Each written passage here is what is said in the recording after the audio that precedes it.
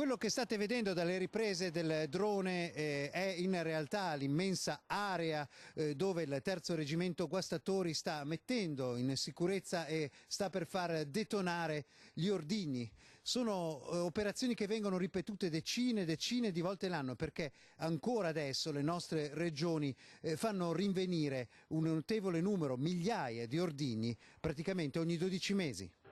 L'escavatore mostra quanto si è dovuto scavare per ottenere un fornello sufficiente ad evitare che le schegge andassero ovunque e come nonostante 4 metri di profondità l'esplosione sia stata così visibile, perché sia chiaro chi deteneva in casa questo materiale pensando di fare magari collezionismo quasi innocuo, in realtà avrebbe potuto radere al suolo la sua casa e quelle vicine. E solo l'attenzione professionale di operatori come quelli del terzo reggimento Guastatori può mettere in sicurezza una tale quantità di ordigni.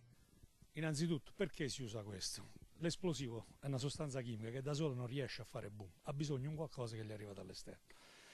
Tutti gli eserciti al mondo hanno in dotazione delle micce. Le micce non sono altre che come un rubinetto dell'acqua. Il rubinetto dell'acqua che mi serve per portare un tubo dell'acqua, mi serve per portare dell'acqua da un rubinetto verso dove voglio arrivare io col tubo.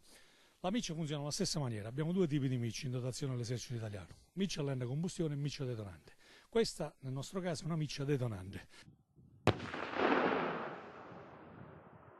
Per intenderci, le decine di proiettili italiani e austriaci che un avventato signore teneva in casa a Crespano erano del tipo sparato da cannoni come questi, 75 similari, quelli che trovate di fronte a decine di monumenti ai caduti della Grande Guerra, come questo sull'Isola dei Morti, sul Piave. E a proposito dell'Isola dei Morti, non più tardi di una dozzina di giorni prima gli stessi operatori avevano fatto brillare un'enorme granata da 380, quei giganti da 750 kg con cui gli austriaci tentavano di bloccare il passaggio sui ponti di barche nell'offensiva di Vittorio Veneto.